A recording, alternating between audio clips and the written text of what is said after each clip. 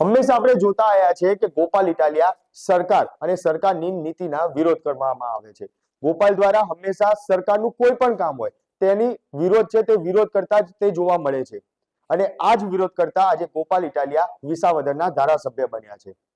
પરંતુ આજે ગોપાલ ઇટાલિયાનો ટોન છે, તેના સૂર છે તે બદલાયેલા જોવા મળે છે.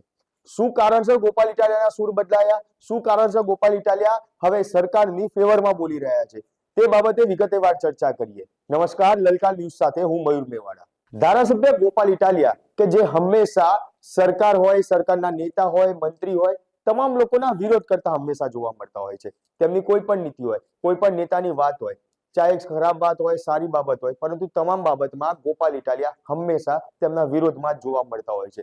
પરંતુ આજે એક એવો વિડીયો સામે આવ્યો કે જેની અંદર ગોપાલ ઇટાલિયા સરકારના પેટ ભરીને વખાણ કરતા હોય તે જોવા મળી રહ્યા છે. ત્યારે આ વખાણ કરતો વિડીયો શું છે તે આપણે અહીંયા પહેલા જોઈએ.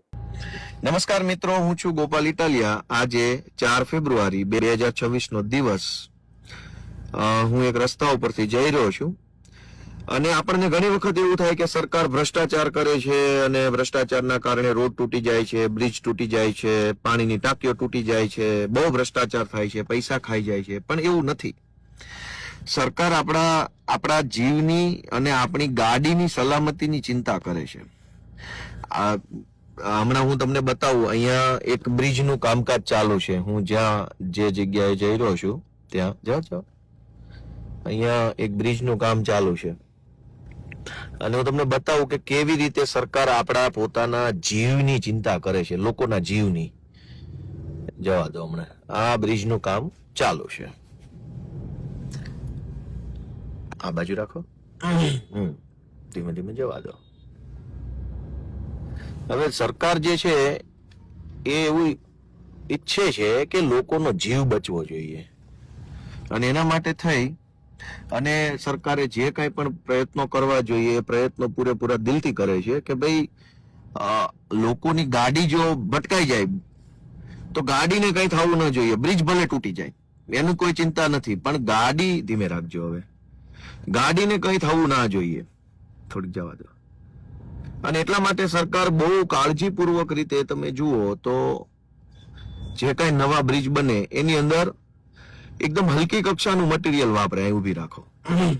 હલકી કક્ષાનું મટીરિયલ શું કામ વાપરે કે એના કારણે ધારો કે આપણી ગાડી બ્રિજ સાથે ઠોકાઈ જાય તો આપણી ગાડીને કઈ નુકસાન ન થાય. બ્રિજ તૂટી જાય તો તૂટી જાય, એનો કોઈ ટેન્શન નથી. જો સરકારે જે આ બ્રિજ બનાવ્યો છે, આ બ્રિજની અંદર આ પ્રીકાસ્ટ મટીરિયલ જે નાખ્યું છે, આ મટીરિયલને ધારો કે આપણે હાથ લગાડીએ તો આ તૂટી જાય આવી રીતે. એટલે આપણી ગાડી ઠોકાય તો શું થાય કે બ્રિજ ભલે તૂટી જાય, ગાડીને કાંઈ થાય નહીં અને છેવટે આપણને પૈસામાં નુકસાન ન થાય. એના માટે આ બધી હલકી કક્ષાનું વાપર્યું છે. આવી રીતે હાથ અડાડો એટલે બધું તૂટીને નીચે પડી જાય. જો આ રીતે જે જગ્યાએ હાથ અડાડો બધું તૂટીને નીચે પડી જાય તો શું છે આ રીતે. એટલે શું છે કે આપણી ગાડીને કઈ તકલીફ ન થાય. બ્રિજ તો ભલે તૂટી જાય, જ્યાં હાથ અડાડો એ બધું જ તૂટીને નીચે પડી જાય અને આપણી ગાડીને લો આ તૂટી ગયું. આ રીતનું આખું બધું ચાલે છે કામકાજ. કા ભાઈ, આ બધું છે, બધું ગાડી તૂટે નહીં એવું.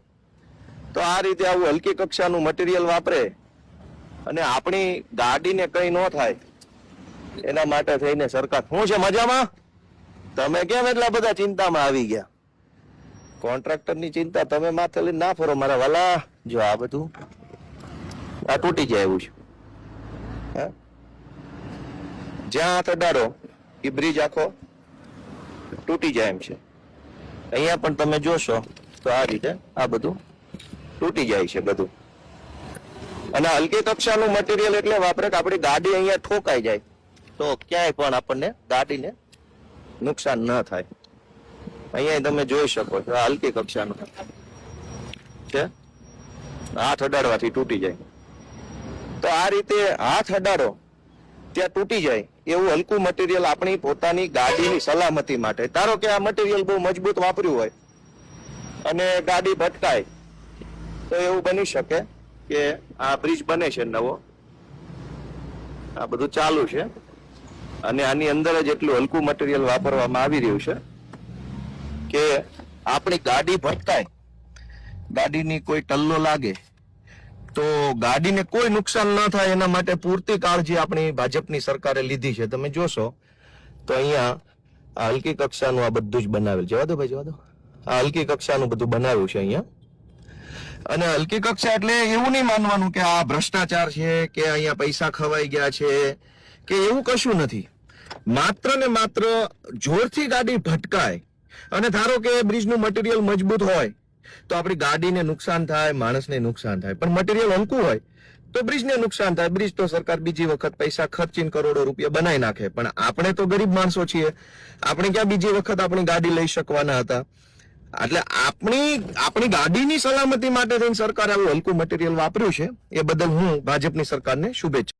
ગોપાલ ઇટાલિયાનું કહેવું છે કે સરકાર કે જે તમારી ગાડીની તમામની ચિંતા કરે છે અને એટલા માટે જ નિમ્ન કક્ષાનું કામ છે કે બ્રિજ ઉપર થતું જોવા મળતું હોય છે. આ વિડીયોની અંદર જોવા મળ્યું કે જે બ્રિજ અત્યારે હાલ હજી તો નવો બની રહ્યો છે, તેનું કામ થઈ રહ્યું છે, પરંતુ તેમાં જે પિલ્લર લગાવવામાં આવ્યા છે તે પિલ્લરમાં અત્યારથી જ ગાબડા જોવા મળી રહ્યા છે. તો આ પિલ્લરની ગુણવત્તા કેટલી? આ રીતે ગોપાલ ઇટાલિયાએ સરકારના ભ્રષ્ટાચાર આજે ઉઘાડો પાડ્યો છે. ગોપાલ ઇટાલિયા સ્પષ્ટ કહી રહ્યા છે કે સરકાર તમારી ગાડીની ચિંતા કરે છે, એને પૈસા ખર્ચાય તેની કોઈ જ ચિંતા નથી. ભલે કરોડો રૂપિયા બ્રિજ બનાવવા માટે, રોડ બનાવવા માટે આપવામાં આવે છે, પરંતુ તમને અને ખાસ કરીને તમારી ગાડીને કોઈ જ નુકસાન ના થવું જોઈએ. એટલા માટે કે ગાડી કદાચ તમે એક જ વાર લઈ શકશો એ વિચારીને સરકાર આ ગુણવત્તાવાળું કામ નથી થતું તેની ઉપર કોઈ ધ્યાન નથી આપતી અને કરોડો રૂપિયા ભલે પાણીમાં જતા હોય પરંતુ તેમની જનતાને અને તેમની કારને કંઈ ના થવું જોઈએ તેવું સ્પષ્ટ કહી રહ્યા છે. ત્યારે આ જ મુદ્દે તમારું શું માનવું છે તે કોમેન્ટ બોક્સમાં જરૂરથી જણાવજો. સાથે જ અમારી લલકા ન્યૂઝ ચેનલને લાઇક, શેર અને સબસ્ક્રાઇબ કરવાનું ભૂલશો નહીં. આભાર.